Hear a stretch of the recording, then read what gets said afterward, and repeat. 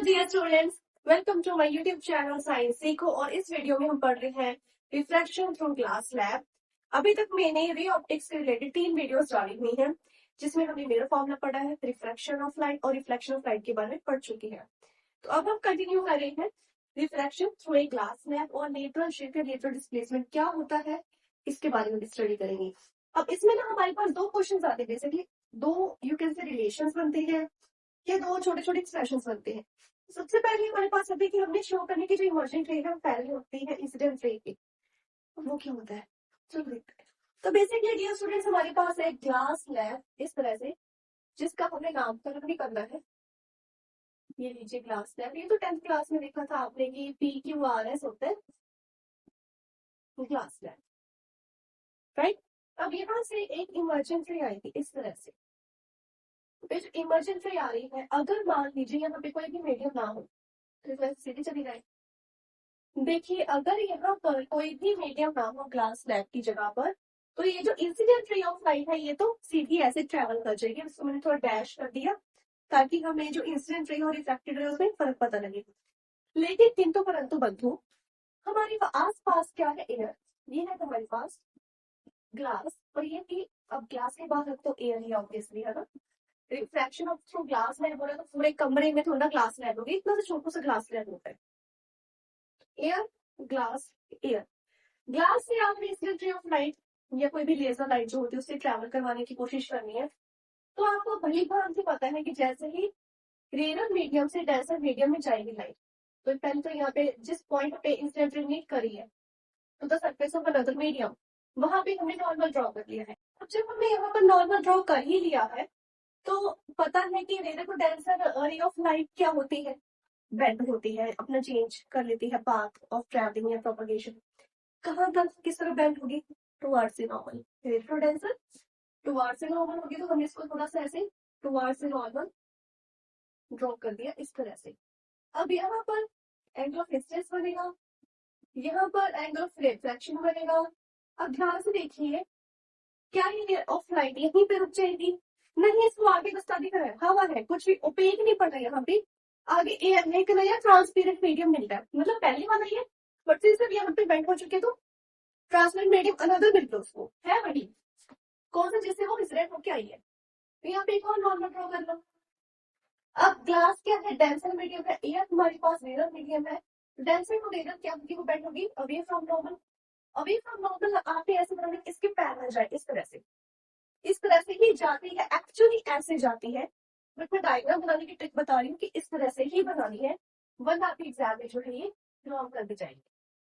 Almost वैसे ही बन चुकी है, ठीक है, ऑलमोस्ट वैसे ही बनी है, ठीक है। तो देखिए अब यहाँ पर भी आपको मैम यहाँ पे भी एंगल बन रहा है, कोई नंबर यहाँ पे भी बन रहा है, तो इसका नामकरण थोड़ा बढ़िया तरीके से कर देते हैं। नामकरण क्या होगा? इसको एंगल नाम दो I1, इसको दे दो R1। अब जब यहाँ पर मेरे पास एंगल I1 और R1 बन गया, आपको पता है यहाँ पे भी तो लाइट इंसिडेंट है from glass to air travel कर रही है, तो इसको हम नाम देंगे I2 और इसको नाम देंगे R2। क्लियर? इतना समझ में आया? I1 R1 I2 R2 दोनों तरफ रिफ्लेक्शन हो रही है, रेडियल टू डेंसर हो रही है, डेंसर टू रेडियल हो रही है। इतना क्लियर हुआ? आसान सा है, राइट। अब हमने क्या उठाना है भाई? सिंपल सा refractive index. Refractive index of medium, of कौन सा medium? Glass. Glass with respect to air. Why? Why glass with respect to air? क्योंकि लाइट जो है incident ray of light enter करी है ग्लास में फ्रॉम एयर, तो मेरे पास आएगा म्यू जी ए। क्या आएगा? Sine I1 over sine R1। इसको इक्वेशन नंबर 1 का नाम देते हैं। डन। अब जो हमारे पास है इंसिडेंट रे ऑफ लाइट, ये बनती है क्योंकि आगे अगेन ट्रांसपेरेंट मीडियम है, तो अगेन रिफ्लेक्शन होगी। तो reflective index of air with respect to glass होगा। क्यों होगा? क्योंकि अब जो है रे ऑफ लाइट ग्लास से एयर में ट्रेवल कर रही है, तो म्यू ए जी आ जाएगा साइन, देखो sign I2 over sine R2। इसको इक्वेशन नंबर 2 का नाम दे दिया। अब हम क्या करेंगे? मल्टीप्लाई कर देंगे। Multiply equation number 1 and equation number 2, we obtain what do we obtain? We obtain mu GA into mu AG equals to sin I1 over sin R1 into sin I2 over sin R2। बताइए इतना clear हुआ? इतने part में आपको कोई doubt कुछ समझ में ना आया हो? मेरे ख्याल से सिंपल है।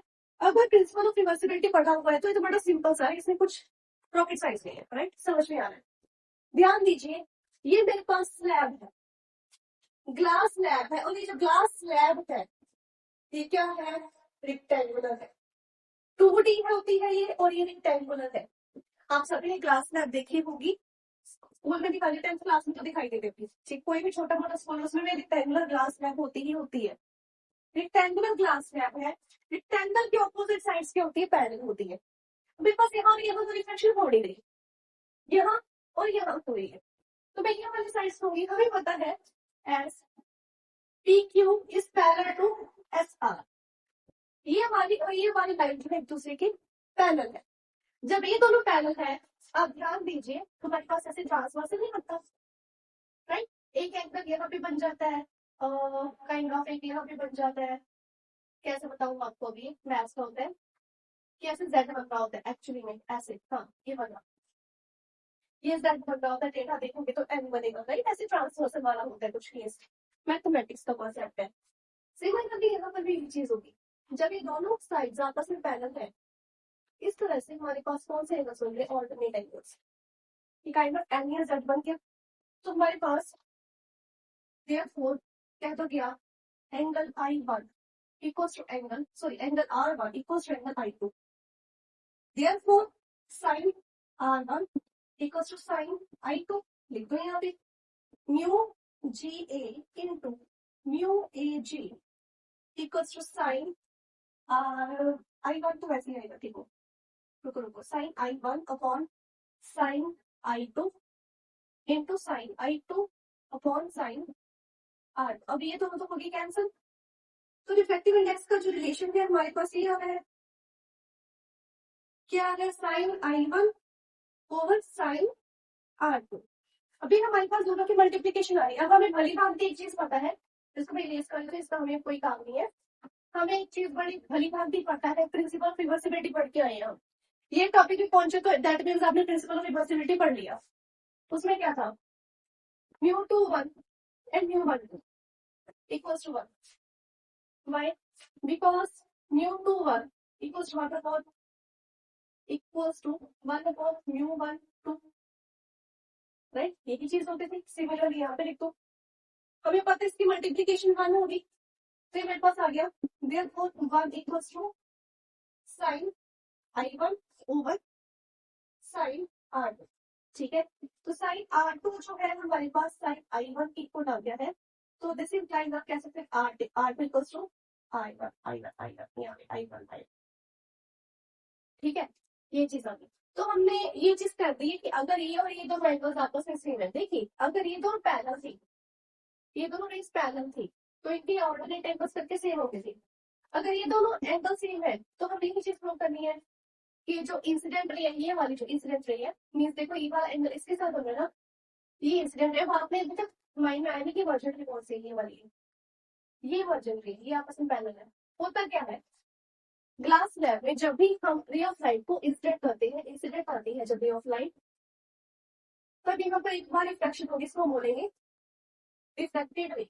एक बार रिफ्लेक्शन होगी, फिर जब दोबारा रिफ्लेक्शन हो रही है, फिर से अनदर मीडियम में जा रही है, सेम मीडियम में जा रही है पिछले वाली के, उसको हम बोलेंगे इमर्जेंट रे। ठीक है, अब ये वाली जो रे बन गई इमर्जेंट रे बन गई। एक्चुअली में मतलब एक्चुअली में होता है कि जो R2 होता है ना, R2 नहीं लेते यहाँ पे लेते E। ये होता है एंगल ऑफ इमर्जेंस। जैसे I होता है एंगल ऑफ इंसिडेंस, R होता है एंगल ऑफ रिफ्रैक्शन, ये होता है एंगल ऑफ इमर्जेंस, क्योंकि ये जो रे है इमर्जेंट रे आ रही है। समझ में बात? तो आपको एग्जाम में E equals to I1 prove करके दिखाओ, ये भी आ सकता है। तो बेसिकली अगर ये दोनों मेरे पास सेम आ गए, इस लाइन के साथ ये एंगल बन रहा है, इस लाइन के साथ ये एंगल बन रहा है, तो अगर इसकी रोटेशन करो A B C D, यहाँ तक D ले लो, ठीक है? तो मैं कह सकती हूँ कि A B is parallel to C D। यही चीज प्रूव करी थी कि इंसिडेंट रे और इमर्जेंट रे पैरेलल है पर लेटरली डिस्प्लेस हो गए। लेटरली क्यों? इंसिडेंट रे को तो ऐसे जाना था, परंतु वो डिस्प्लेस हो गई, यहाँ पर आ गई। इतनी मेरे पास जो है लेटरल डिस्प्लेसमेंट आ गई, इसको शिफ्ट बोलते हैं, लेटरल शिफ्ट। इतनी लेटरल डिस्प्लेसमेंट आ गई, जिसके साथ हमारे फर्स्ट क्वेश्चन का रिजल्ट जो है खत्म होता है। ये हमारे फर्स्ट क्वेश्चन का प्रूफ है। तो हम सेकंड क्वेश्चन करें कि हमने लेटरल डिस्प्लेसमेंट का एक्सप्रेशन निकाला, जो कि काफी इंपॉर्टेंट है एग्जाम पॉइंट ऑफ व्यू से। हाँ जी, तो डियर स्टूडेंट्स, अब हम करेंगे सेकंड पार्ट कि obtain an expression for the lateral displacement of the emergent रे। यानी कि जो ये लेटरल डिस्प्लेसमेंट, ये जो लेटरल शिफ्ट हुई है, किसकी हुई? इमर्जेंट रे की। इसको होना तो यहाँ चाहिए था, लेकिन है यहाँ। इसके लिए हमें एक एक्सप्रेशन निकालना है, दैट इज ये इतने शिफ्ट यानी इतने डिस्टेंस का हमने एक्सप्रेशन निकाल, इतने डिस्टेंस को मैं यहाँ पर एक्स ले लूंगी। ठीक है, क्यों लूंगी? क्योंकि हमने कहा बताया कि लेटरल शिफ्ट क्या होता है? परपेंडिकुलर डिस्टेंस होता है between the incident ray and emergent रे। तो ये मेरे पास स्लैब पड़ा है, पहले हमने इसका निकाल दिया कि हाँ जी की इंसिडेंट रे और ये जो इमर्जेंट रे है पैरेलल है, ये चीज प्रूव कर दी। अब क्या करना है कि जो इतना डिस्प्लेसमेंट है इसको फाइंड आउट करना है कितना है। तो लेटरल शिफ्ट है कि ये जो डिस्प्लेसमेंट है इसकी डेफिनेशन अगर पूछ जाए तो वो क्या है? परपेंडिकुलर डिस्टेंस है, ये ना परपेंडिकुलर डिस्टेंस इतना, ये परपेंडिकुलर डिस्टेंस है किसके बीच में? इंसिडेंट रे के बीच में और इमर्जेंट रे के बीच में, राइट। डिस्प्लेसमेंट तो एक्चुअली यहाँ से शुरू हुई ना, क्योंकि यहीं से जो है इसका इमर्ज हुई है और यहीं से जो है ये शिफ्ट हुई है। ठीक है, तो इतना डिस्टेंस आ गया जहां पर इमर्जेंट रे स्टार्ट होगी यहाँ से। यहाँ से परपेंडिकुलर डिस्टेंस लेना है इंसिडेंट रे का और इमर्जेंट रे का, जब इंसिडेंट रे जो है फॉल करी है पैनल फेसिंग रेक्टेंगुलर स्लैब के ऊपर। जब इतना समझ में आया, अब क्या करेंगे? थोड़ी सी इसके अंदर ना जो पहले वाली डायग्राम जिसमें मॉडिफिकेशन करेंगे। क्या करेंगे? ये तो पता लग गया आपको कि मैंने ये जो शिफ्ट है बना दी, इसको एक्स का नाम दे दिया, और यहाँ पे परपेंडिकुलर था तो मैंने 90 का एंगल बना दिया। परपेंडिकुलर डिस्टेंस ही होता है, ठीक है। और जहां से स्टार्ट की है वहां पे मैंने इसको ई का नाम दे दिया। देन मैंने यहाँ पर जो नॉर्मल थी उसको नीचे तक टिक, मतलब नीचे तक प्रोड्यूस कर दिया, उसको एफ का नाम दे दिया। ठीक है, यहाँ पे 90 का एंगल बनाया तो मेरे पास दो ट्रायंगल्स बन गई। एक बन गया ट्रायंगल बी एफ सी और दूसरी ट्रायंगल बन गई है B E C. BFC and BEC, sorry BEC। पहले BEC देखते हैं। BEC में क्या है? आपके पास है एंगल ऑफ इंसिडेंस। हमने सारा कुछ जो है in terms of angle of incidence ही करना है। एंगल ऑफ रिफ्रैक्शन से हमारा कोई लेना देना नहीं है, क्योंकि बात सिर्फ इंसिडेंट रे और इमर्जेंट रे की हो रही है।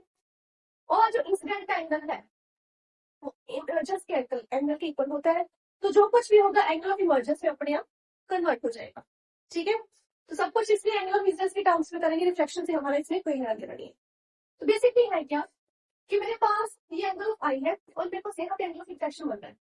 पूरा एंगल ये है, होना तो ये चाहिए इस तरह से पूरा एंगल वर्टिकल ऑपोजिट एंगल्स, और हमें पता है यहाँ पे एंगल ऑफ इंसिडेंस जो बड़ा है यहाँ से, तो टोटल अगर होगा तो ये वाला होगा पूरा का पूरा, राइट। देन ये वाला पार्ट हमें नहीं पता, ये वाले पार्ट को क्या कहोगे? आई माइनस आर, क्योंकि सामने तो ये आई बनता है, आई इक्वल्स टू आर होता है पूरा, राइट। तो इतना पार्ट निकालना है तो आई में से आर को इतने छोटे पार्ट को माइनस कर दो, आई माइनस आर इतना वाला एंगल आ जाएगा, जिसको मैंने शेड कर दिया। ये मेरे पास पार्ट आ गया आई माइनस आर। ठीक है, अब हम इसको ट्रायंगल को बनाते हैं, ट्रायंगल बीईसी को। ध्यान दीजिए मेरे पास है यहाँ पर ई, यहाँ पर सी और यहाँ पर बी। अब मैंने उल्टा बनाया है क्योंकि देखो 90 का एंगल बन रहा है यहाँ पे, ऐसे, या इसको ऐसे बना जैसे ये वाला इसमें बना, तो मैं उल्टी बना दिया तो हमें समझ में नहीं आया। हम तो मेडिकल वाले हैं, हमें पता लगता है कैसे हो गया 90 का इधर कैसे चला गया, राइट। तो देखिए यहाँ पर ई है, यहाँ पर बी है, यहाँ पर सी है। बी पे मेरे पास यहाँ पर कितने वाला पार्ट है ना, ये वाला पार्ट है, ये वाला। तो ये वाला जो एंगल है मेरे पास है आई माइनस आर। अब जब ये वाला पार्ट है तो ये आ गया बेस, ये आ गया परपेंडिकुलर और ये आ गया हाइपोटेन्यूज। हमें साइन कॉस टैन में वो चीजें निकालनी है जिसमें हमारे पास बेस और हाइपोटेन्यूज चीजें आ जाए, यानी कि जो चीजें चाहिए। देखिए सी से ई तक का डिस्टेंस हमने फाइंड आउट करना है एक्स, तो ये चीज इंक्लूडेड हो। आई माइनस आर ये एंगल भी हमने जानना है, ये भी इंक्लूडेड हो। हाइपोटेन्यूज से हमें कोई लेना नहीं, ये आई ना आई बीई हमें फर्क नहीं पड़ता। ठीक है, तो साइन होते हैं परपेंडिकुलर अपॉन हाइपोटेन्यूज, तो परपेंडिकुलर आगे एक्स, हाइपोटेन्यूज के साथ ही एंगल बन रहा है आई माइनस आर। तो हम साइन लेंगे साइन आई माइनस आर, क्योंकि एंगल तो यही है। क्या आएगा? परपेंडिकुलर, परपेंडिकुलर का सीई अपॉन हाइपोटेन्यूज बीसी। ठीक है, तो साइन आई माइनस आर, इसको यहाँ पे लिख देते हैं, ट्रायंगल बीईसी में से ही आ रही है। साइन आई माइनस आर जो है इसकी हो जाएगा x upon B C, that means x की वैल्यू होगी जो हमने निकाली है बीसी इंटू साइन आई माइनस आर। अब हमें बीसी डिस्टेंस की वैल्यू नहीं पता, इसको कैलकुलेट करते हैं। बी से डिस्टेंस की वैल्यू निकाल लेंगे इसमें से, क्योंकि देखो बी टू सी का डिस्टेंस ट्रायंगल बीएफसी में से हमें मिल रहा है। तो जो बीएफसी ट्रायंगल है पहले इसको ड्रॉ कर लेते हैं। यहाँ पर देखिए इस तरह से ट्रायंगल बन रही है। पहले मैंने मार्कर लाइन चल रहा था बी एफ सी, यहाँ पे परपेंडिकुलर आ गया। अभी यहाँ पर एंकर देखिए आर आ रहा है, राइट। अब जो बी से एफ का डिस्टेंस है ये हमें थिकनेस बता रहे हैं। T is the thickness of slab, thickness of glass slab, ठीक है। तो हमें थिकनेस को लेके आना है, क्योंकि हमें ये चीज को प्रूव करना है कि जो इमर्जेंट रे है वो थिकनेस ऑफ ग्लास स्लैब को एक्सीड नहीं करती। क्योंकि अगर वो करती होती तो जो ग्लास स्लैब से लाइट इमर्ज करी वो ऐसे भी इमर्ज कर सकती है, ऐसे भी रिफ्लेक्शन ऐसे होती, बेसिकली ऐसे होती। That is not possible. वो इतने पार्ट नहीं है कि मैंने ज्यादा बनाया हुआ है, इतने पार्ट तक नहीं जाती, वो इससे भी पहले तक रहती है, ठीक है। जो लेटर डिस्प्लेसमेंट दिखाते हैं यहाँ तक, मैक्स यहाँ तक रहती है, और ये चीज यहाँ पर होती है एक्चुअल, समझ में आएगा। तो हमें इसलिए थिकनेस वाला पार्ट लेना है। बी से यहाँ पर हमारे पास है थिकनेस, और हमें आर भी चाहिए क्योंकि यहाँ पर भी आर पड़ा है, उसको हमें खत्म करना है काइंड ऑफ। तो इसके लिए हम लेंगे, देखो ये मेरे पास है परपेंडिकुलर, ये है मेरे पास बेस और ये है हाइपोटेन्यूज। हमें बीसी चाहिए और हमें एफ सी, अगर चल भी जाएगा एफ सी भी चाहिए, बी एफ चाहिए। तो बेसिकली हमें चाहिए बेस और हाइपोटेन्यूज कॉस पर है, कॉस आर, क्योंकि अंदर आर इस ट्रायंगल में कॉस आर आ जाएगा हमारे पास।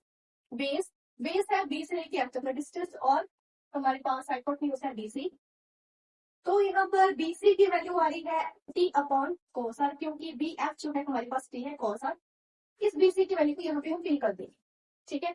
इतना पार्ट समझ में आया। दो ट्रायंगल्स की बात हुई है, दोनों ट्रायंगल्स में क्या क्या चीजें नहीं है, बस क्या क्या चीजें यही कुछ हुआ है। इस ट्रायंगल में से एक्स निकाल लिया, इस ट्रायंगल में से हमने बीसी निकाल लिया। बीसी की वैल्यू एक्स हम फिल कर दोगे, एक्स क्या है बीसी साइन आई माइनस आर। एक मिनट दूसरा मार्कर लेते हैं, इससे आपको क्लियरली दिखेगा नहीं। हाँ जी हमारा बिल क्या, हाँ जी। तो बीसी हमें नहीं पता, बीसी हमें यहाँ से मिल जाएगा क्या है T upon cos R into sine आई माइनस आर, ठीक है। अब हमें एक फॉर्मूला पता है, ट्रिग्नोमेट्रिक आइडेंटिटी है, क्या है sine of A minus B equals to sine A cos B minus cos A sine B. अब ए को मान लो आप आई, बी को मान लो आप आर, इतना पार्ट देखो, ठीक है। ट्रिग्नोमेट्रिक आइडेंटिटी है, इसको फिल करोगे T upon cos are sine A minus B है, ए माइनस बी है, sine A cos B cos R हो गया, minus cos A cos sine sine B sine R हो गया। कितना पार्ट पता लगा। अब दोनों तरफ कॉस आर ले जाओ, या होल इक्वेशन को जो है कॉस आर से ये कैसे मल्टीप्लाई कर दो, बात तो एक ही आएगी, नहीं बात तो नहीं आएगी, इसको डिवाइड में ले जाएगी, इसको अंदर ले जाओ, क्या बनेगा साइन आई over cos R minus sine R cos आई ओवर कोस आर। इसका कुछ नहीं हुआ, ये और ये कैंसिल, ये हमारे पास बन गए, यहाँ पर कर देते हैं। यहाँ पर आगे हमारे पास x equals to T into sine I minus cos I sine R over cos R. हमें आर वाले टर्म को एलिमिनेट करना है, मीन साइन आर और कोस आर को एलिमिनेट करना है। अब इसके लिए आप क्या करोगे, इसके लिए कुछ चीजें अलग से करते हैं। हमें पता है कि रिफ्रैक्टिव इंडेक्स क्या होता है, क्या होता है साइन आई ओवर साइन आर, राइट।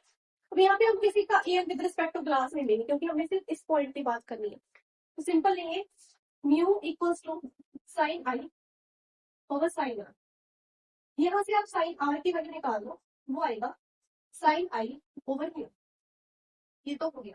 इसकी जगह पे इन टर्म्स ऑफ आई आ गया, आर खत्म हो जाएगा। अब निकालें कॉस आर, तो कॉस आर के लिए अगेन ट्रिग्नोमेट्रिक आइडेंटिटी लगाएंगे, क्या लेंगे sine square R plus cos square R equals to 1, है ना। तो हमारे पास जो कॉस स्क्वायर आर आएगा वो आ जाएगा under root of 1 minus sine square R. अब जब इतना पार्ट इसको फिल कर, जब आपको मैं साइन स्क्वायर आर आगे साइन स्क्वायर आर में किसी ही चीज में फिल हो जाएगा, इतना आसान सा तो है। तो ये भी डन हो गया। अब हमने क्या करनी है वैल्यूज पुट इन करती हैं।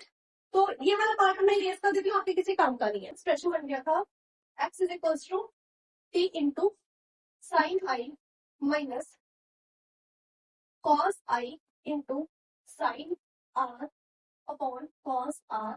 साइन आई की वैल्यू हमने ये निकाली है, ये वाली, तो वैल्यू फिल करी हुई टी इंटू साइन आई माइनस कॉस आई इंटू साइन आई ओवर म्यू।